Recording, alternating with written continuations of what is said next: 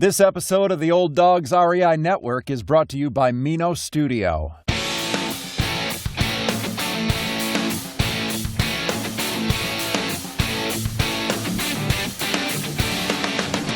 Welcome to the Old Dogs REI Network, where cash flow is king.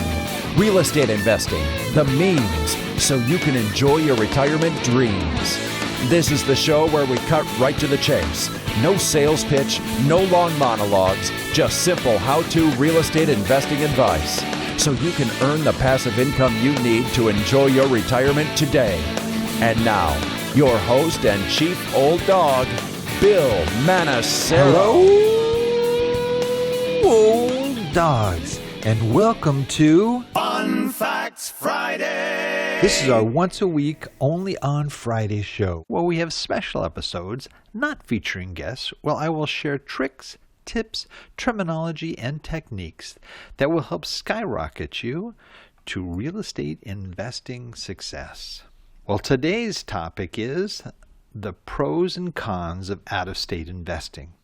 Those of you know who listen to the show regularly, I buy mainly out-of-state.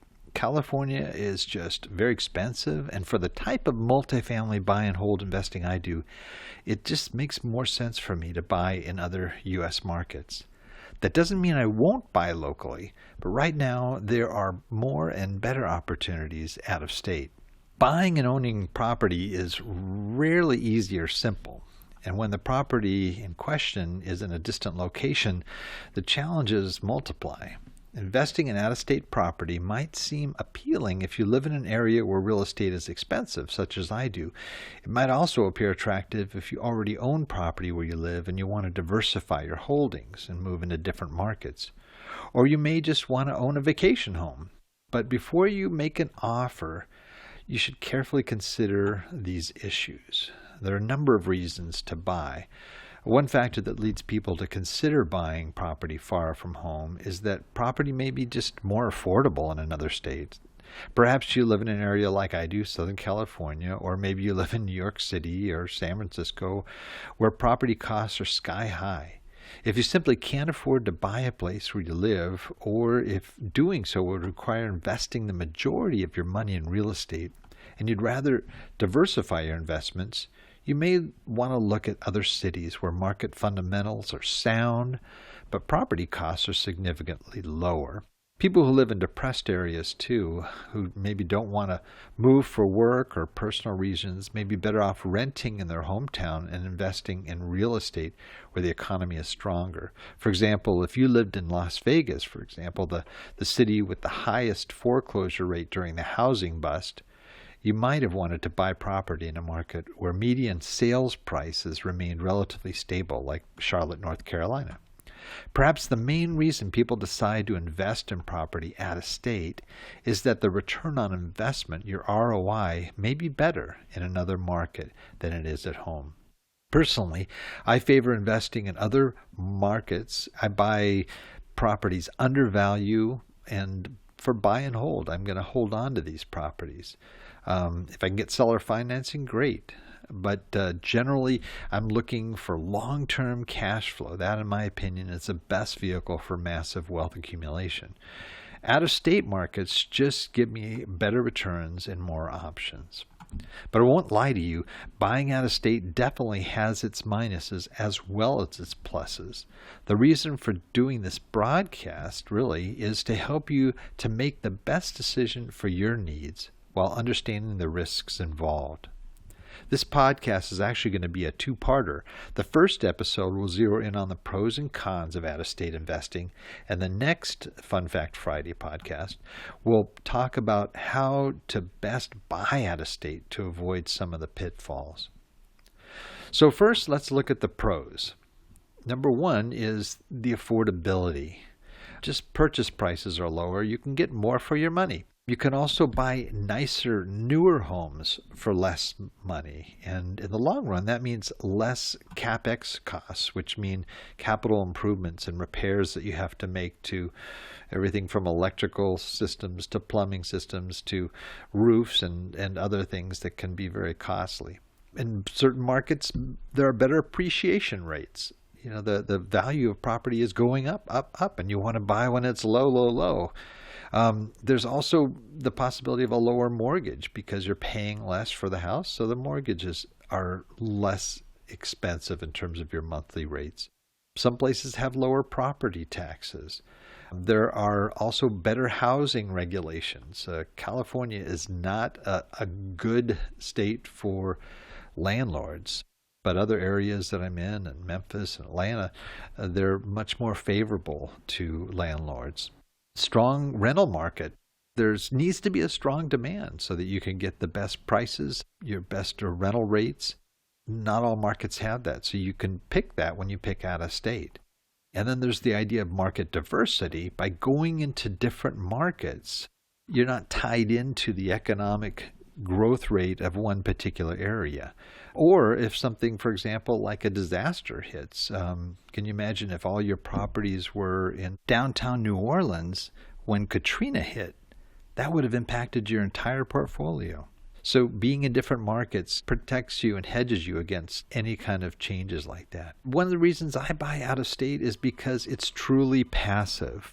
I tend to be somebody who, more often than not, will want to get involved in every little thing. And if it were just down the street, I would probably run over there and be, sticking my nose in everything. And it stops being truly passive at that point when you are doing that. So being away from the property kind of allows you to make it more of a passive investment. You can invest in the top markets. You can find the markets that are really promising, and you can put your funds in those markets, and you could really get your best return. I mentioned ROI, top reason. Return on investment is huge. Price to rent ratio. What does it cost to rent a house compared to buying one, and is there a good rental market for that? What about cash on cash returns? Just the amount of money you put in and what you're going to get back in that first year, for example, can be huge in the right markets. Also, the better cap rates, which again will affect your buying and your value in your property. You can also buy a vacation home in another market, and it can be a place that you rent out to people, and then you can block out the time for you and your family to go there and to be able to enjoy that particular property. Or maybe you buy an investment property, let's say a small multi, maybe a 4 or 8 unit property in an area where you have family members, and they can help you, maybe even help you manage the property. They certainly can tell you a lot more about the market than you can. When you go there, you could leave a unit open so that you can have a place to stay every time you visit them. And a lot of markets, too, the cost of services are less. Just to hire people to do things, you can find more economical choices in areas where the cost of services is less. So those are some of my top pros. You may find other pros of your own, but that's just sort of my top list. Cons. Let's look at the negatives of buying out of state. It is not a good thing for people that need to control things. For control freaks, it is not going to be easy for you. It's not impossible, but if you want to control every little thing and you want to make sure that every tenant is complying and your property manager is doing every single thing each day that you want them to do, it'll be hard and frustrating for you, to be honest. There's also a learning curve. You're not only learning what it's like to manage properties out of state, but you're learning about the area and the market, and a lot of things you just learn through experience. If there's ever an emergency, let's say the basement of your property is flooded, you're not going to be able to hop out there necessarily. You got to rely on your property manager to be able to take care of that, and you have to just be able to let go. If you do decide to go out there, it's going to be expensive hopping on a plane at the last minute to take care of a problem. Also, there's the unfamiliarity with the market. You can learn a lot in your advanced research, but you're never going to know everything you need to about that market. And sometimes not having that knowledge can sometimes cost you and affect your decisions in many different ways. Being aware of economic conditions, not only at the city level, but at the neighborhood level. There are properties you can buy on this street, which is really, really good. And then one block over, you've got a war zone. I mean, that does happen in some cities, and you need to know where those areas are. You don't want to buy in the wrong place. So you've got to be aware, and that unfamiliarity is sort of part of the drawback. Also being aware of the regulations and laws. You can know some of the key ones, but you're never going to know all of the laws that are going to impact your property. For example, part of our rehab plan was to put a certain sign in front of an apartment building, and we found out we weren't even able, because of zoning laws, to put in the sign that we had planned on. So we had to kind of settle for a less expensive, less prominent sign that might have helped improve the curb appeal of that property. It's expensive to visit. When you have other properties and you want to go out there, you still, booking plane flights. If you can stay there, great. If not, then you've got to stay in a hotel. You've got food costs and other things that a rental car, and that can add up. That can add to your expenses. Finding quality tenants is also a challenge. You're always going to have to be reliant upon your property manager to bring in the good tenants that will stay a long time and that will pay their rents on time. You do need to rely on others, and that property manager is a key person that you need to rely on. You need to find a good one, and you need to rely heavily on that person to be successful in that area. You need to rely a lot on word of mouth, research, gut instincts, and the opinions of others that are there on the ground, your boots on the ground, that about how things are going and what is happening in that area. So there is a large degree of trust that you have to have. And then sometimes you do have higher rates, insurance rates sometimes for out-of-state investors, mortgage rates. Sometimes there's a higher down payment required by certain banks. So those are some of the cons, some of the negatives of investing out-of-state. Again, you may have other ones that you might want to add to that. And I invite your feedback. Go to the website, go to our blog section and find this episode. It's going to be show number 066, and make your comments. We'd love your feedback, and you could share that with other listeners as well. Next week, I'm going to do tips on successfully buying out-of-state properties. So I'll try to talk about what to avoid and what things to do to, again, try to avoid some of the drawbacks.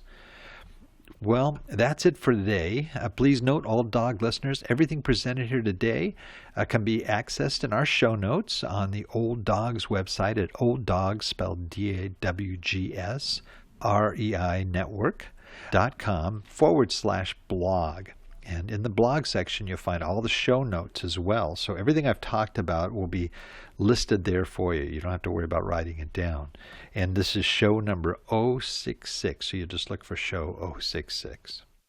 Well, that's it for today. So until next time, remember, cash flow is king and real estate investing the means. Thanks again for listening, and God bless.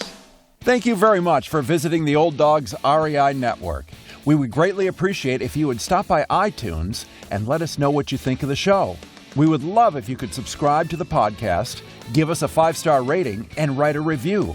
The more ratings and reviews we receive, the more visible the podcast will be to others. Thank you.